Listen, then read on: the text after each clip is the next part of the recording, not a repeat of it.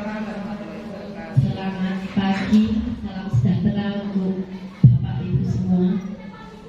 Yang pertama saya mengucapkan banyak terima kasih kepada Ibu Kepala Sekolah dan SMA Negeri 1 Pringsurat yang telah memberikan fasilitas kepada kami calon guru penggerak angkatan 4. Di sini saya dan dua teman saya yang namanya ada di depan sedang mengikuti pendidikan calon guru penggerak. Di situ kami mendapatkan salah satu tugas. Nah, tugasnya adalah melakukan sosialisasi tentang pendidikan yang telah kami lalui selama 2 bulan, kurang lebih 2 bulan. Nah, di situ disyaratkan untuk mengumpulkan Bapak Ibu guru, dan terima kasih saya sudah mengkomunikasikan dengan kepala sekolah dan pihak sekolah sehingga saya muncul di sini, artinya delesep di acara yang harusnya IHT mana harus ada saya. Nuwun sewu, mohon maaf sekali, bukan saya mau menggurui ataupun apa, tetapi memang ini adalah tugas saya untuk mendiseminasikan apa yang sudah saya buat. Nah, apa yang sudah kami dapatkan atau apa yang sudah kami serap selama pendidikan selama ini. Jadi terima kasih waktunya, matur nuwun Gusti Allah kang bales. Langsung banget saya mulai guys. Untuk yang pertama, jadi kami di modul terakhir dari modul 1 itu kami mendapatkan tugas untuk melakukan sosialisasi modul 1. Itu adalah tugas dari modul 4. Nah, di dalam modul 1 kami mendapatkan 4 buah submodul, 4 buah pembelajaran materi. 4 buah materi yang kami dapatkan itu, yang pertama adalah yang pertama adalah filosofi pendidikan Ki Hajar Dewantara. Itu mungkin modul 1-nya paradigma dan visi guru penggerak. Kemudian di dalam modul 1 itu ada submodul 1.1 yaitu filosofi pendidikan Ki Hajar Dewantara. Nah, itu bukan sesuatu yang asing untuk kita guys Bapak Ibu, karena alhamdulillah sekali sekolah kita adalah sekolah penggerak yang mana di dalam sekolah kita itu akan melakukan banyak sekali perubahan, yang mana perubahan itu akan menuju ke filosofi yang telah ditetapkan oleh, yang telah dikeluarkan oleh Ki Hajar Dewantara. Ini saya melihat. Nah, filosofi pendidikan menurut Ki Hajar Dewantara, pendidikan itu adalah tuntunan di dalam hidup dan tumbuhnya anak-anak. Adapun tujuan dari tuntunan itu adalah menuntun segala kekuatan kodrat yang ada pada anak. Nah, kodrat pada anak itu ada kodrat alam, ada kodrat zaman. Banyak sekali dari Bapak Ibu kita yang lebih tahu dibandingkan saya yang sudah menjadi komite pembelajaran. Nah, kekuatan kodrat yang ada pada anak-anak itu agar mereka sebagai manusia dan anggota masyarakat dapat mencapai keselamatan dan kebahagiaan setinggi-tingginya. Nah, maksud dari filosofi itu adalah begini. Dulu kita pernah berpikir bahwa anak itu terakhir sebagai kertas kosong, kita dan lingkungan yang harus memberi warna. Itu adalah yang salah. Ini Bapak Ibu, seperti yang kita tahu di IHT PSP yang telah kita lalui ketika kita pertama mendapatkan program sebagai sekolah penggerak, bahwa anak itu terlahir dengan bakat yang samar-samar. Setiap anak itu sudah mempunyai kodrat alamnya yang samar-samar. Maksudnya bagaimana? Maksudnya adalah begini. Misalnya ada anak yang terlahir berbakat seni, mungkin Pak Jamal gitu. Pak Jamal itu punya bakat seni, maka dia sejak lahir itu sudah ada bakatnya. Kita sebagai guru tidak boleh memaksakan Pak Jamal itu harus pintar matematika misalnya, karena bukan Pak Jamal, misalnya Jamal itu kalau sebagai murid. Jadi dia sudah mempunyai kodrat alam. Nah, di sini maksudnya adalah guru sebagai pendamping, penuntun dan motivator untuk mengembangkan apa? Mengembangkan kodrat alam yang dimiliki oleh anak.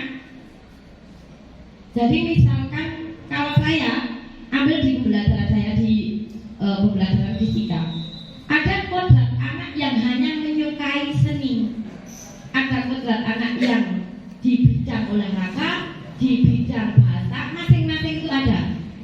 Jadi kita memberikan ke anak itu dalam pembelajaran yang saya lakukan di pembelajaran saya adalah saya mendekati anak. Bagaimana saya memberi di perubahan yang sudah saya lakukan, bagaimana saya mengajarkan anak itu untuk menampilkan sesuai dengan bakatnya. Misalnya di sini, misalnya ya. Jadi yang pertama, saya ke susu, ternyata grogi ya. Guru itu sebagai pendamping, penuntun dan motivator. Nah, yang pertama kita lakukan adalah mengubah pola titel center menjadi student center. Saya kalau mau bahasa Inggris pancen angel tenan. Pokoknya dari yang tadinya berpusat dari guru hanya memberikan, menerangkan, ulang-ulangan tugas, menagih. Itu harus kita rubah. Itulah perubahan paradigma yang harus dilakukan oleh kami, yang harus kami tularkan dari guru penggerak itu untuk merubah bagaimana melakukan pendekatan untuk mengubah mindset kita yang selama ini guru itu di buku dan ditiru saja. Mestinya harus seperti guru fisika, guru ini orangnya itu sudah tidak boleh, Bapak Ibu. Kita harus merubahnya biar bagaimana? Biar anak itu bisa mencapai keselarasan dalam hidup. Nah, bagaimana cara selama ini kita kalau saya sebelum mengikuti pendidikan guru gerak, saya itu memang mengajarnya model SIP. Guru sebagai sentral, saya bilang bahasa Inggris Pakistan. Jadi saya sebagai pusat pembelajaran, saya memberikan ilmu, saya menularkan ilmu. Anak nurung oke, anak nyatet baru kayak tugas tak tagih tak bayar, tak nilai. Iya, kayak sinyalnya gitu. Nah, disitulah yang harus kita rubah. Karena tidak semua anak itu akan mempunyai pola kecepatan yang sama. Karena seperti yang saya tegaskan di awal, anak itu ibarat kertas lama-lama, di mana guru itu hanya menegaskan kertas itu. Di situ Ki Hajar Dewantoro mengibaratkan anak itu ibarat bibit yang disemai. Nek bibit jagung ya semene jagung, bibit pari semene pari, bibit tomat semene tomat. Enggak mungkin jagungnya kudu kon dadi pari, tomat kon dadi jagung, enggak mungkin. Nah, tugas kita itu tidak mengubah mereka menjadi yang kita inginkan, yang kita harapkan, tetapi menumbuhkan mereka, menyuburkan mereka, bagaimana mereka itu bisa tumbuh. Sing jagung ya dadi jagung, sing mledung-mledung berarti guru tugasnya maculi, ngubui, jabuti sukete. Ibaratnya kalau saya sebagai guru, anak itu punya bakat apa? Ya kita arahkan ke situ. Bakatnya seni berarti ketika saya pelajaran fisika akan memberikan tentang musik, berarti dia lebih ke gitar, frekuensi dia lebih tertarik. Jadi bagaimana? Kita anak yang keset itu dibubuti bakat kesetnya, bagaimana dia itu tertarik, bagaimana dia itu senang. Nah, itu yang harus kita lakukan. Di pendidikan ini saya mendapatkan untuk menjadi itu. Jadi guru hanya sebagai media untuk menumbuh kembangkan bibit tersebut, mengoptimalkan bagaimana benih tersebut semakin subur. Guru itu ibarat petani yang akan mengolah bibit tersebut untuk berkembang. Nah, di pendidikan yang kami dapatkan, kami diharuskan menularkan seperti itu. Saking gampangnya menularkan yang gini. Kenapa? Karena kita adalah sekolah penggerak. Bapak, Ibu, dan saya, kita sekolah punya mindset yang sama. Untuk apa? Untuk membuat sekolah yang menyenangkan. Dengan apa? Dengan berpusat pada murid. Nah, itu untuk modul 1.1. Nah, pada penerapan aksi nyata saya pada modul 1.1 tentang filosofi pendidikan menurut Gahadi, kami setiap akhir modul itu harus melakukan aksi nyata. Nah, aksi nyata yang saya lakukan itu adalah flu ditabok Pak Iman. Flu kok ditabok kok Pak Iman. Nah, itu adalah pendekatan untuk membuat anak itu merasa gitu. Jadi fluida dinamis kaki bocor, pembelajaran aktif, kolaboratif, inovatif dan mandiri. Jadi di situ saya mencoba menerapkan perubahan di kelas saya, kelas 11 IPA 1. Aksi nyata itu saya lakukan ketika saya selesai. Saya melakukan pembelajaran menggunakan pembelajaran berbasis proyek PJBL. Apa namanya? Jadi di situ saya dan anak-anak melihat YouTube materi, kemudian kami mendiskusikan anak-anak saya bagi dalam setiap kelompok. Kemudian setelah materi itu berjalan untuk memperdalam pengetahuan anak tentang kaki bocor, maka saya menyuruh anak-anak itu saya tugaskan anak-anak dalam kelompok-kelompoknya. Waktu itu masih PTM terbatas, jadi seminggu masuk, seminggu enggak. Jadi mereka saya tugaskan di rumah. Silahkan kamu buat proyek sak senengmu, sak bahagiamu, sak nyanggamu. Proyekmu tentang fluida dinamis tangki bocor, tentang penerapan tangki bocor. Anak-anak saya beri waktu 7 hari, 1 minggu. Nah, dari hasil yang saya lakukan pada aksi nyata, anak melakukan itu meningkatkan keaktifan anak. Jadi ketika saya menerangkan, mereka tidak pernah bertanya, muka mereka dekat tuh, tidak pernah tersenyum. Ketika saya berikan proyek, anak-anak bertanya aktif. Bu, terus ini mau ngacung-ngacung. WA juga aktif, saya screenshot aja WA-nya. Bu, ini jadi keaktifan anak yang pertama itu meningkat. Terus yang kedua, kreativitas anak itu sangat bervariasi. Jadi dari 6 kelompok, waktu itu 36 anak, saya bagi 6 kelompok masing-masing itu sangat variatif. Jadi ada yang botolnya itu dicantik-cantik, ada yang biasa saja. Nah, itu sudah menunjukkan bakat alam si anak.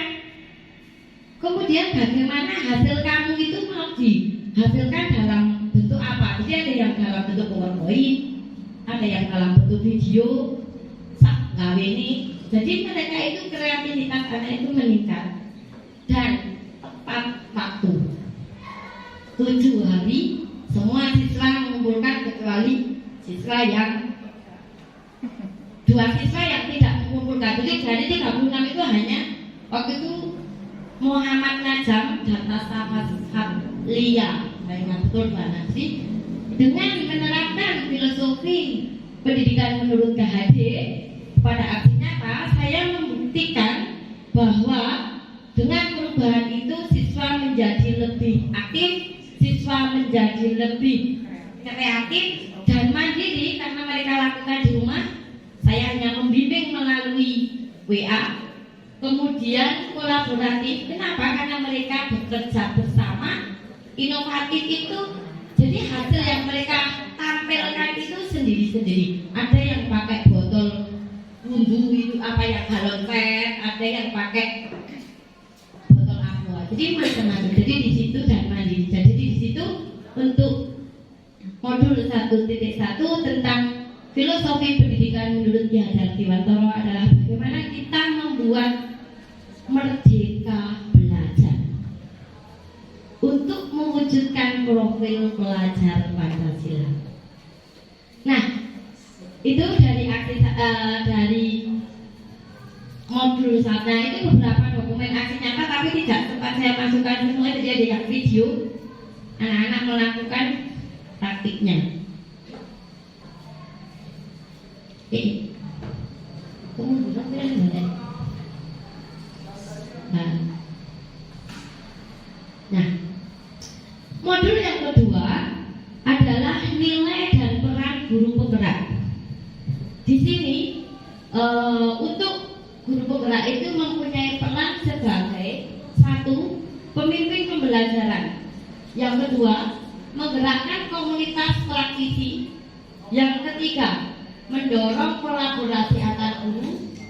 Yang keempat, itu saya susah ngomongnya, menjadi coach Jadi saya ketika itu salah ngomong, menjadi coach bagi guru lain dan mewujudkan kepemimpinan murid. Itu perannya.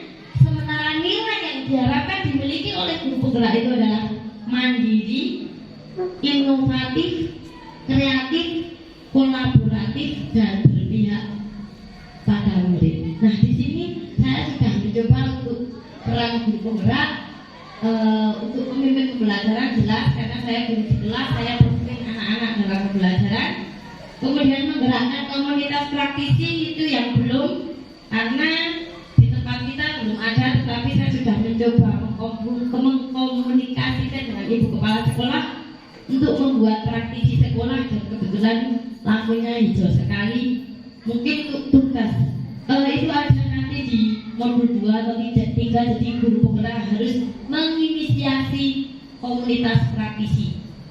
Kemudian yang ketiga, mendorong kolaborasi antar guru. Jadi kita saling bekerja sama. Mungkin saat ini saya belum begitu, kolaborasi saya baru lebih banyak dengan Semapel, Bu Juwita. Itu kadang-kadang Bu Juwita tanggungan RPP dan lain-lain. Saatnya jam kelima dimulai. It's time to begin the 5th lesson.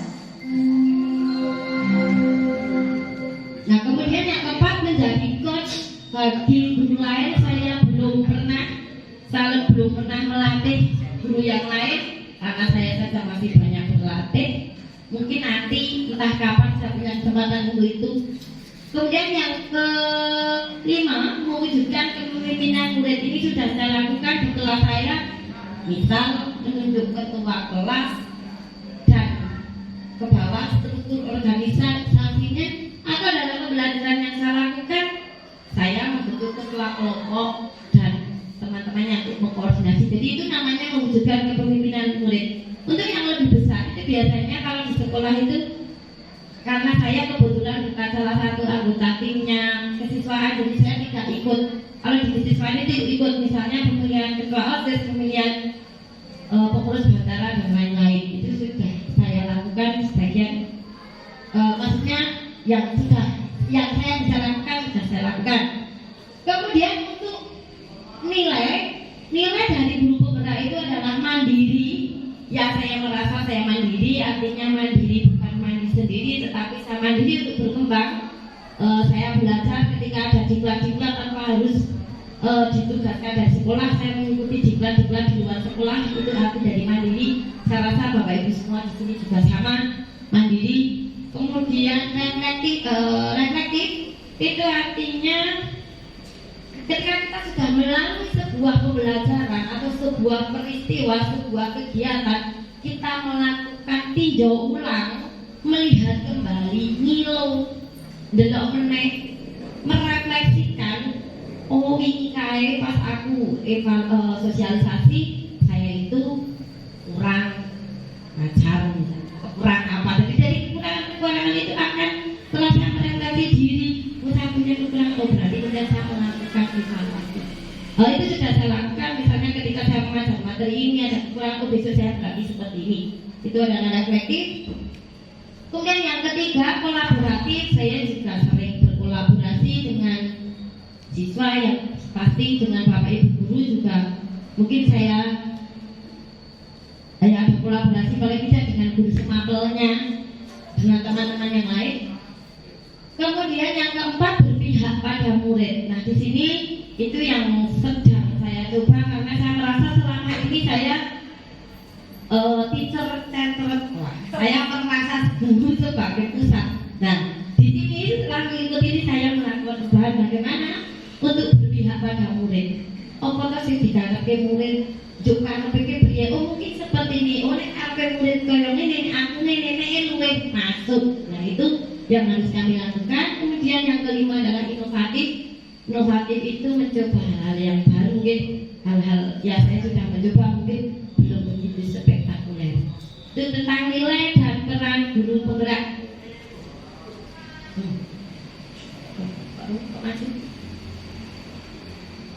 Lagi kok tadi masuk sebentar, saya ternyata tidak bisa kok.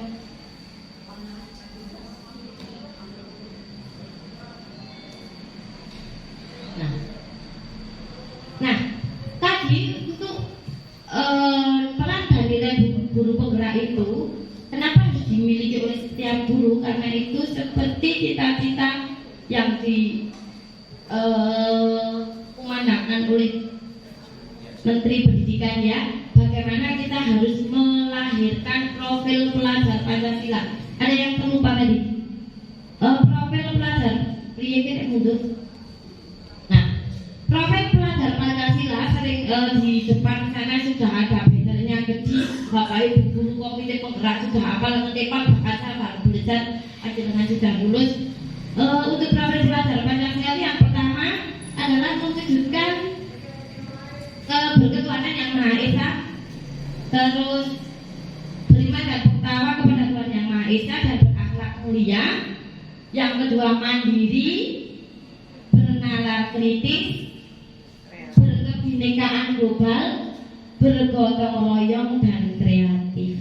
Jadi kita sebagai sekolah penggerak, nah saya nyaman berada di sini. Kenapa? Karena dengan dukungan sekolah Bapak Ibu semua sudah memahami tentang filosofi Ki Hajar Dewantoro, tentang bagaimana peran dan nilai kita, maka saya yakin SMA Persulat akan bisa mewujudkan profil pelajar Pancasila, di mana jika kita menerapkan nilai dan peran yang kita miliki. Nah, berikutnya aksi nyata saya pada peran dan nilai guru penggerak. Di modul 1.2 saya menerapkan dengan literasi aku makin berisi. Itu untuk anak-anak. Apa yang saya lakukan? Saya memberikan tugas kepada anak setelah pembelajaran berakhir pada materi medan listrik. Waktu itu saya memberikan tugas pada anak-anak saya untuk mencari literasi, membaca dan menulis sakarepmu. Kowe nek mono sapa? Anak buku nang perpus pintu juga banyak, mau browsing ke sana kemari boleh. Jadi anak-anak saya apa mau tanya ke orang yang lebih ahli wawancara itu boleh. Jadi anak-anak kelas 12 IPA 1 dan 12 IPA 2 waktu itu saya tugaskan untuk mencari tentang manfaat medan listrik bagi hidup dan kehidupan.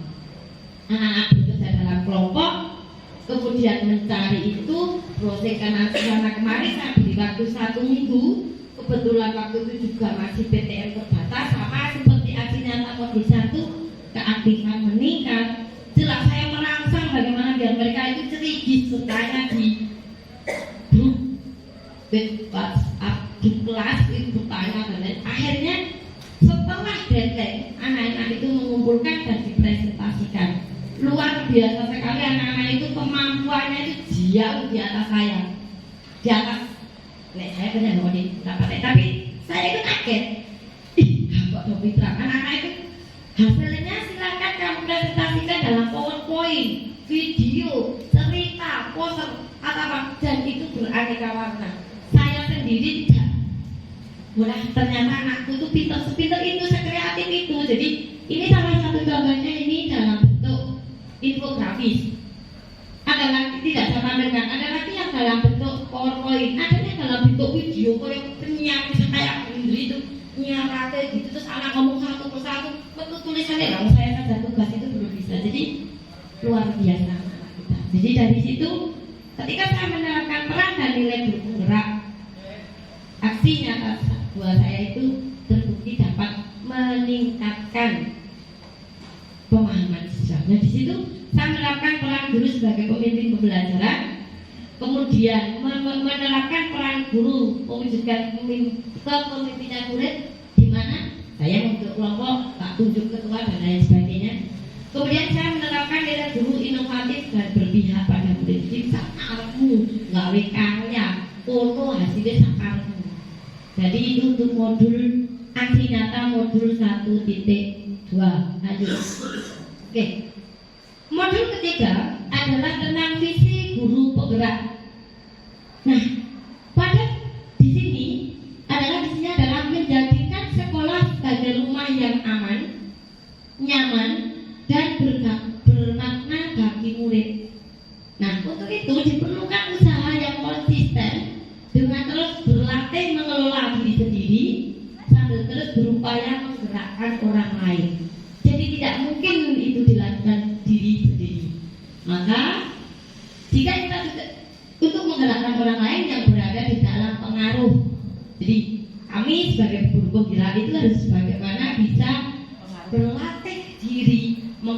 membela diri dan menggerakkan orang lain dengan memberikan pengaruh kami untuk melakukan proses perubahan bersama-sama. Untuk apa? Merdeka belajar. Karena dengan merdeka belajar itu siswa akan nyaman, enak, mudah. Nyaman, enak, mudah. Apapun tujuan pembelajarannya itu akan mudah tercapai. Nah, di sini untuk melakukan perubahan itu maka diperlukan pendekatan atau paradigma untuk mencapai tujuan. Nah, pendekatan yang diberikan di dalam modul 1.3.3 itu kami adalah inquiry apresiatif, yaitu pendekatan manajemen perubahan yang kolaboratif dan berbasis kekuatan. Jadi di sini di tugas awal kami pada modul 1.3 kami harus melakukan tahapan IA melakukan IA itu query apresiatif pendekatan tadi menggunakan tahapan baca. Nah, Bu Kepala lebih mungkin dari saya, mungkin teman-teman juga. Jadi di tahapan itu bagaimana kita mau menggali kekuatan sekolah, aset-aset yang dimiliki oleh sekolah kita, asetnya apa, kekuatannya apa digali. Untuk apa? Untuk mewujudkan visi. Jadi sekolah kita itu punya aset apa? Guru. Gurunya bagaimana? Gurunya itu mandiri, kreatif, inovatif semuanya. Jadi itu sebagai asetnya. Di sini saya membuat di dalam pendekatan baca itu yang pertama membuat pertanyaan. Aset apa yang dimiliki sekolah? Nah, jawab. Bapak sekolah, guru, kapras misalnya. Terus dengan pihak lain itu kolaborasi dengan dinas lain. Kemudian buat pertanyaan, ambil pelajaran, dari situ kita ambil pelajaran. Kemudian yang G gali mimpi, arek diopo toh sesuk kue gitu. Kemudian menjabarkan rencana. Setelah kita punya mimpi, kita menjabarkan rencana kita mau bagaimana. Kemudian baru atur eksekusi, arek diopo. Nah itu yang sudah kami pelajari dari modul 1.3. Karena apa? Karena tugas kepemimpinan adalah menciptakan keselarasan kekuatan dengan cara membuat kelemahan suatu sistem menjadi tidak relevan. Misal kita sekolah kita punya kelemahan itu tidak akan ngaruh, tidak akan relevan. Kenapa? Karena kita sudah menggali kekuatan, kita sudah punya aset itu kekuatan itu yang akan kita gunakan untuk eksekusi. Jadi kelemahan itu sudah tidak akan relevan lagi. Nah, kelemahan suatu sistem menjadi tidak relevan. Menginventaris aset yang dimiliki sekolah, mengidentifikasi kekuatan aset tersebut untuk mendukung sebuah perubahan. Nah itu. Nah yang saya lakukan di sini, ketika saya melakukan pemetaan kekuatan pencapaian visi, visi saya mungkin terlalu muluk. Waktu itu ditegur sama hasilnya kemulukan. Tapi tidak apa-apa, nanti kita. Jadi berkembang merdeka sesuai potensi dan kodratnya. Potensi yang kita miliki itu anak-anak di daerah pinggiran yang bisanya apa? Yang bisa apa? Bukan yang bisa apa ya? Kita optimalkan itu di bagaimananya. Nek sing kreatif di kelasnya kita optimalkan di kelasnya. Dan kodratnya. Nah, kodrat alamnya dia itu gimana? Kita di SMA bersurat di daerah sini. Dan kodrat zaman kita hidup di zaman apa? Jangan kembali ke zaman gandrik, zaman itu gandrik Pak, zaman itu. Kemudian berkarakter baik yang paling penting, sesuai budaya luhur bangsa Indonesia serta mampu menaklukkan tuntutan zaman. Jadi itu visi yang saya buat. Nah di visi itu saya merasa apa? Aset-aset yang dimiliki oleh SMA Perisurat yang pertama itu CGP. Kita SMA Perisurat alhamdulillah punya 3 CGP yang walaupun untuk saya yang masih belajar ya, kita masih belajar, kita bertiga karena masih pendidikan, tapi insya Allah itu sebagai aset yang bisa digunakan untuk melakukan perubahan sekolah. Kenapa? dimiliki, menguasai nilai dan peran. Jadi karena kami belajar, kami menguasai nilai dan peran, nanti menularkan bagaimana akan membuat sekolah ini menjadi berubah. Kemudian peran dari CGP itu sebagai aktor utama, itu kegagalan. Sebenarnya memang harus seperti itu. Kemudian sebagai pencetus, perancang dan pelaksana program. Jadi CGP itu harus mencetuskan program menjadi aktor pendorongnya, perancangnya dan penangguri itu, pengecek apa itu, evaluasi. Tuh. Kemudian yang kedua, yang kita miliki murid. Kita tuh punya murid yang lumayan banyak, 21 kelas itu sudah kekuatan. Kemudian punya murid yang kepoan, Ingin tahu. nah sifat ingin tahu yang tinggi itu yang bagus. Maka ketika kita memberikan anak diberi perhatian, apa kayak nah itu bagus sekali untuk menumbuhkan kreativitas anak. Kemudian murid kita itu terbuka menerima perubahan, jadi mereka mau diajak berubah. Kemudian peran dari murid itu ya untuk kita gali potensinya dan kita mengembangkannya. Yang ketiga, kita punya aset kepala sekolah, yang mana kepala sekolah di SMA kita itu adalah kepala sekolah penggerak, sehingga sekolah kita menjadi sekolah penggerak.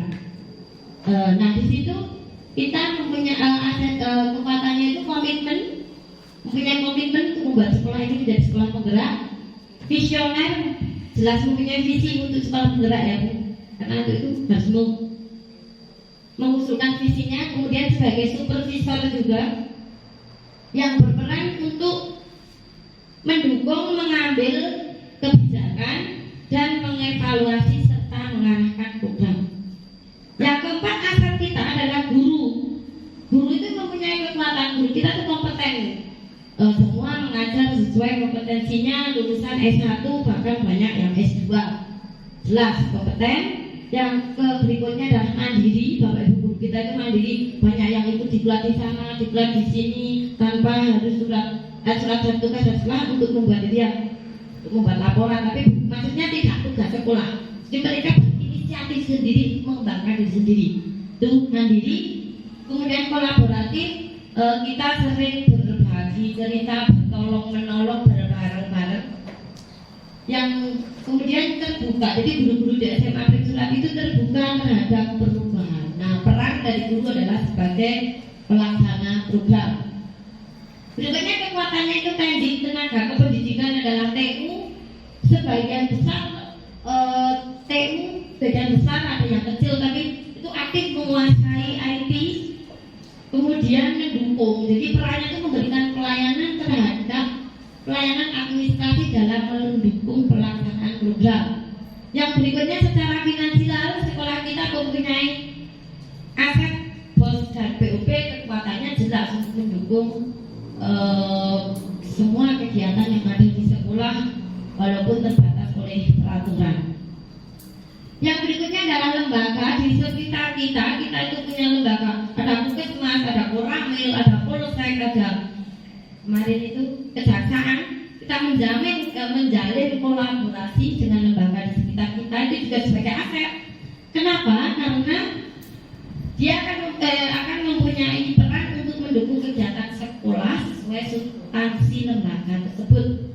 Yang berikut sarana prasarana, jelas sekali bahwa kekuatan dan sarana prasarana kita itu gedungnya sudah lengkap, 21 kelas, sudah punya lab IPA komplit, lab bahasa dan 2 lab komputer, didukung juga oleh LMS dan jaringan internet. 100% area sekolah tercapai jaringan internet. Masalah kekuatannya saya tahu, tetapi di sekolah kita mempunyai seperti itu.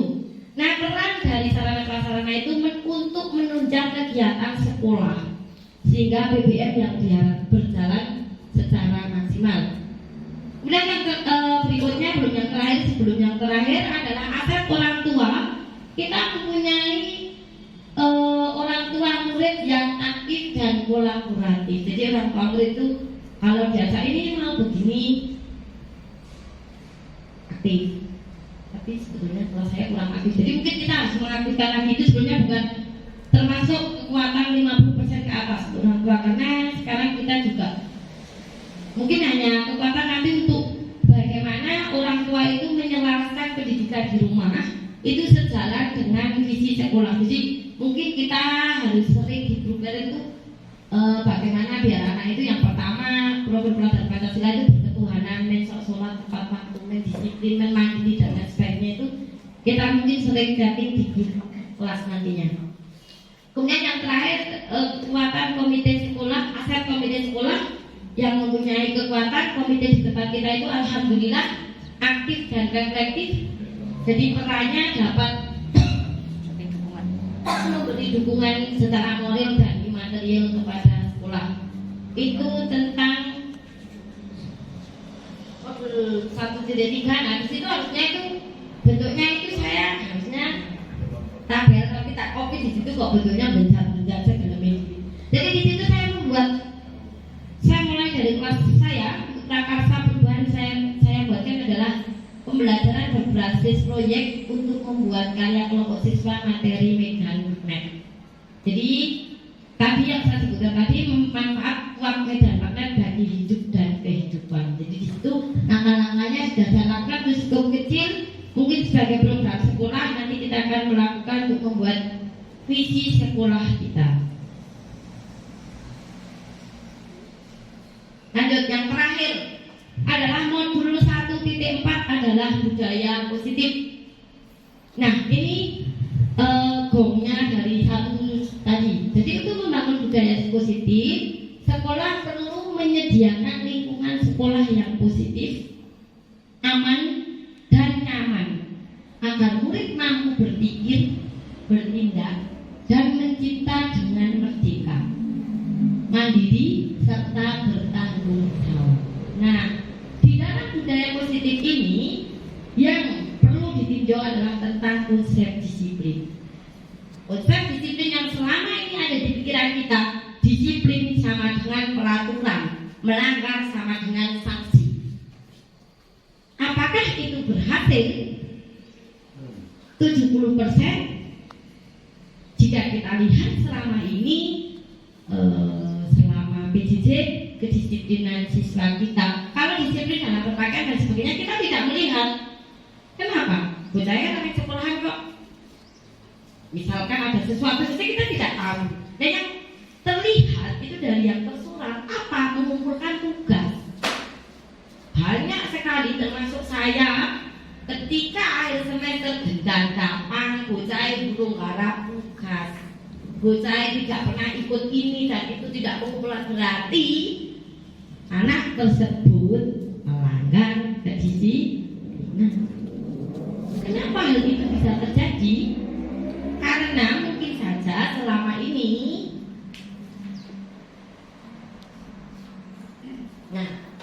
disiplin yang kita lakukan itu ada 4. Kita mempunyai ilusi tentang disiplin. Ilusi itu artinya apa ya? Bumi ya, ini apa ilusi? Mungkin Pak dengan saya tahu ilusi tapi ngomongnya ke saya. Kalau saya ilusi itu bayangan yang tidak kenyataan. Nah, ngono. Nah, di situ untuk menerapkan disiplin yang pertama, ilusi guru mengontrol murid. Rumah sekali dengan memberi aturan, guru itu bisa mengontrol murid. Itu ilusi guru. Saya juga. Yang kedua, ilusi bahwa kritik dan membuat rasa bersalah dapat menguatkan karakter. Kita punya ilusi. Artinya begini, ilusi bahwa kritik dan membuat rasa bersalah dapat menguatkan karakter. Artinya, apakah kamu itu apakah kamu itu kira-kira mengucapkan kalimat ini?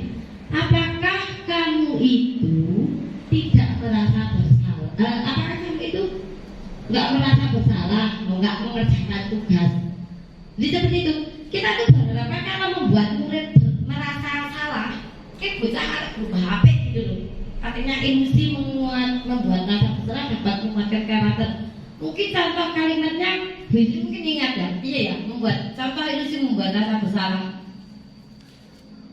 Misalnya begini, oh kamu itu jam segini baru hari gini baru aja mau cari nilai. Kemarin-kemarin kamu kemana? Kamu kan membuat saya susah. Kamu kan sudah selesai. Nah, itu kan anak dibuat rasa bersalah. Harapan kita, ilusi kita dengan berkata seperti itu, maka anak akan berubah, berkarakter lebih baik.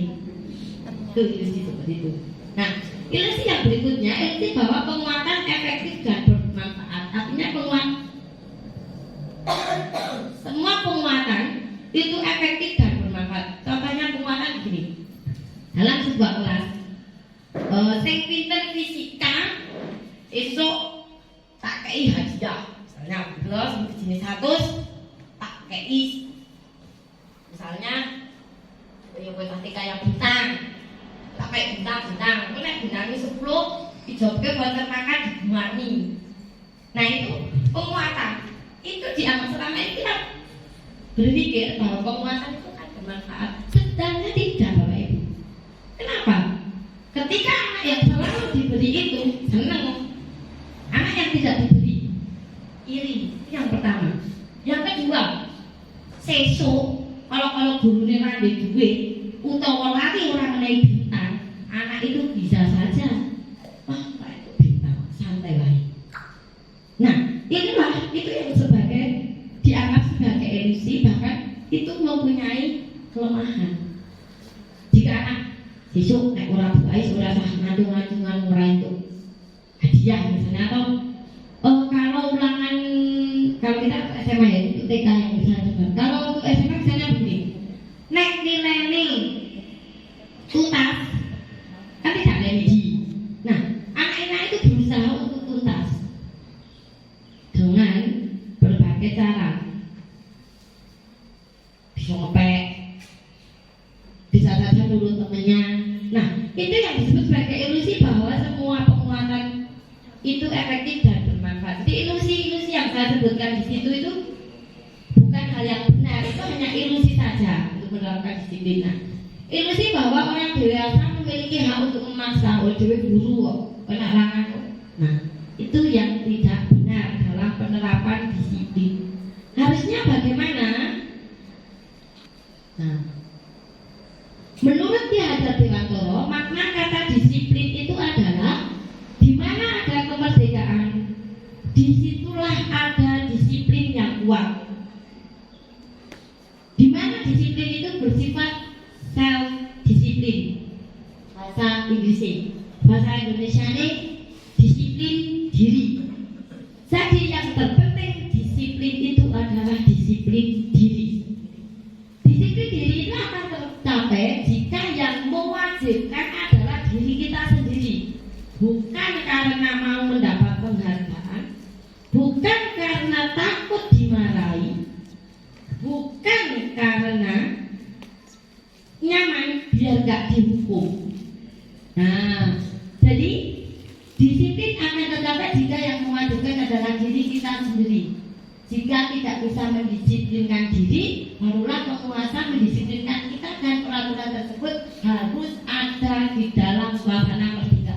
Maksud dari situ, selama ini kita disiplin yang ada di sekolah kita harusnya berawal dari mana kita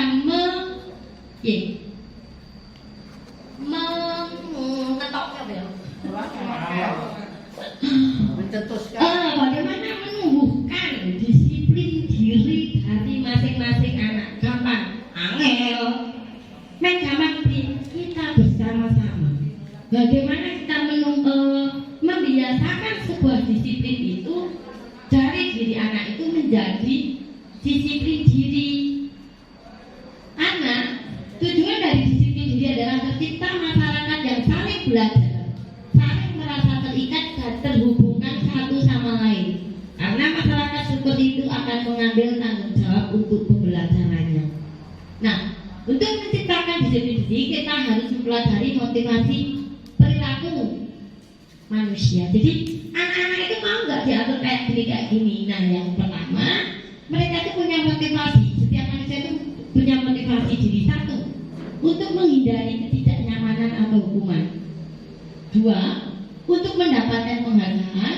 Yang ketiga, untuk menjadi orang yang mereka inginkan atau menghargai diri sendiri dengan nilai yang mereka percaya. Nah, di sini saya apa dengan semua mari bagaimana membuat disiplin diri itu anak itu ke motivasi perilaku yang ketiga, yaitu untuk menjadi orang yang mereka inginkan, menghargai diri sendiri dengan nilai yang mereka percaya. Jadi misalnya, kalau mereka untuk menghindari ketidaknyamanan gara tugas menolak seneni, kan sangat Yang kedua, untuk mendapatkan penghargaan. Nek aku sregep sesuk aku dilem-lem di HP, terus di SMP, misal itu penghargaan.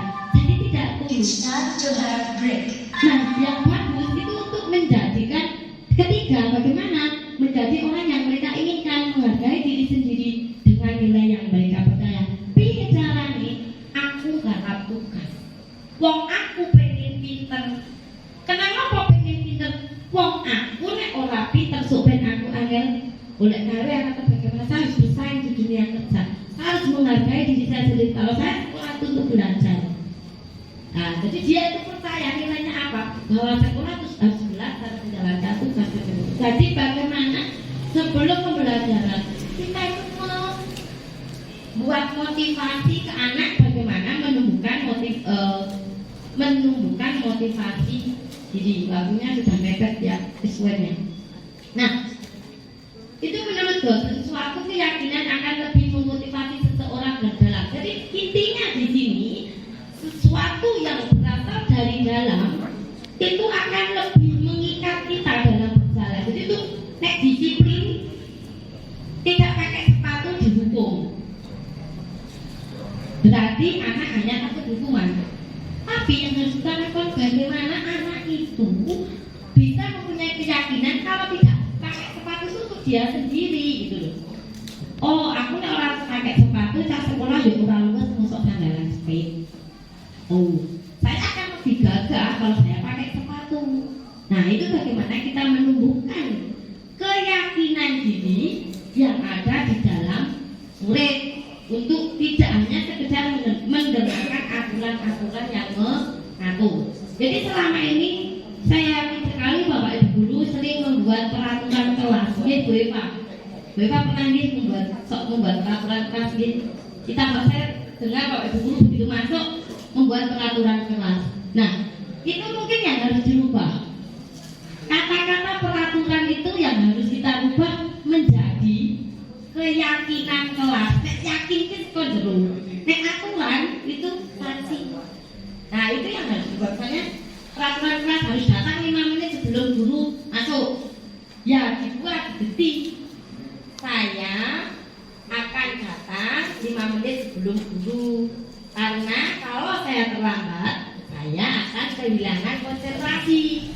Nah, seperti itu. Jadi kita akan mengubah peraturan itu menjadi sebuah disiplin positif. Nah, untuk menegakkan disiplin positif, ada hal-hal yang perlu diketahui oleh guru adalah mencari tahu alasan dari siswa melakukan tindakan tersebut. Jadi misalnya begini, ada siswa melakukan kesalahan, kita jangan langsung garap tugas kenal apa. Nah, itu saya banget. Iya, makanya ketika saya mengikuti pendidikan guru banyak sekali yang harus saya rubah. Jadi kita harus tahu alasan dari siswa melakukan tindakan tersebut. Jadi manusia itu mempunyai 4 kebutuhan dasar. 1, kesenangan. 2, cinta dan kasih sayang. Yang ketiga, penguasaan. Yang keempat, kebebasan. Dan yang kelima itu kesenangan. Yang keempat adalah kebutuhan bertahan hidup. Ya, jadi sebelum kita memarahi anak melakukan kesalahan, mungkin kita harus menanyakan alasannya dulu. Misal ada anak teko lambine joget siji ditakoni diseneni ngopo kowe iki kok lambine joget siji iki. Aku seneng nek disebut jenengan. Oh, berarti dia membutuhkan cinta dan kasih sayang. Nah, itu saya rasa Bapak Ibu akan dasar dari manusia. Kemudian yang selanjutnya, setelah kita mengetahui kebutuhan dasar manusia ketika akan menerapkan budaya positif, maka kita harus tahu posisi kontrol guru. Posisi kontrol guru itu ada yang 5. Yang pertama sebagai penghukum, yang kedua sebagai pembuat orang merasa bersalah. Saya banget itu. Yang ketiga sebagai teman, misal ngobrol. Nah, kita mengajak cerita. Yang keempat itu sebagai monitor atau pemantau. Nah, yang kelima sebagai manajer. Nah, untuk membangun budaya positif, maka kita harus memperhatikan hal-hal bagaimana untuk menumbuhkan budaya positif dengan memperhatikan berbagai aspek. Kemudian di aspek-aspek apa yang mendasari dia seperti itu. Kita berada di posisi mana ketika ada seperti itu. Itu yang harus kita lakukan. Nah, setelah kita mengetahui, maka kita akan melakukan langkah-langkah dalam menyelesaikan masalah. Nah, di situ langkah-langkah menyelesaikan masalah itu yang disebut dengan segitiga restitusi. Nah, yang pertama kita bertanya ke anak, di dalam segitiga restitusi ini kita bisa melakukan 3 langkah. Yang pertama, validasi tindakan salah. Maksudnya, kamu tentunya punya alasan kenapa kamu mengumpulkan tugas terlambat, atau bagaimana kita menyampaikan itu untuk mengetahui kenapa dia itu melakukan kesalahan. Kemudian yang kedua, menanyakan keyakinan. Jadi kita tadi sudah membuat keyakinan kelas, maka kita, apa yang kamu yakini ketika kamu terlambat mengumpulkan tugas. Nah, misal kita sudah buat keyakinan kelas, ketika saya mengumpulkan tugas, maka saya yakin nilai saya tidak tuntas. Nah, kemudian yang ketiga adalah menstabilkan identitas. Misalnya begini, ya bukan hanya kamu yang melakukan kesalahan itu, tetapi jika seperti itu kamu lakukan terus menerus, maka kamu sendiri yang akan rugi. Jadi sebagai posisi kontrol, kita bisa melakukan 3 tahapan segitiga restitusi itu nanti ketika untuk memperbaiki kesalahan siswa. Nah, itu untuk diri saya sendiri melakukan perubahan, dan mari kita semua melakukan perubahan untuk mencapai merdeka belajar. Nah, terakhir yang saya sampaikan adalah rancangan aksi nyata yang terakhir dari modul 1.4, yaitu saya menanamkan budaya positif dengan gerakan literasi sekolah 5. Nah, di gerakan literasi ini yang saya tampilkan, yang saya inginkan adalah sabu-sabu sabaleta. Satu bulan satu buku untuk dibaca siswa dan dibuat laporan. Kenapa? Itu digunakan untuk meningkatkan karakter baik bagi siswa. Jadi alhamdulillah sekali kemarin di LMS ada laporan literasi.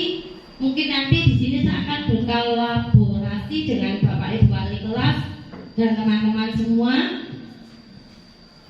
bahwa nanti akan dimasukkan juga ke program sekolah, karena saya sudah mengusulkan bagaimana satu siswa itu bisa membaca 1 buku dalam 1 bulan, tetapi bukunya bukan buku pelajaran. Jadi itu untuk merangsang bagaimana berpikir, menyikapi, menambah pengalaman dan kemampuan menulis laporannya itu untuk diunggah di dalam literasi yang berada di LMS. Nah, terima kasih. Itu saja yang saya sampaikan. Banyak sekali yang harus saya pelajari.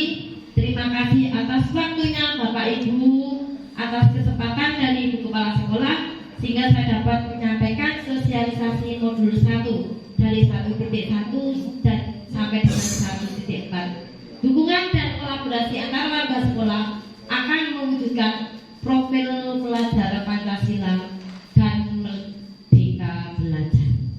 Terima kasih. Wassalamualaikum warahmatullahi wabarakatuh.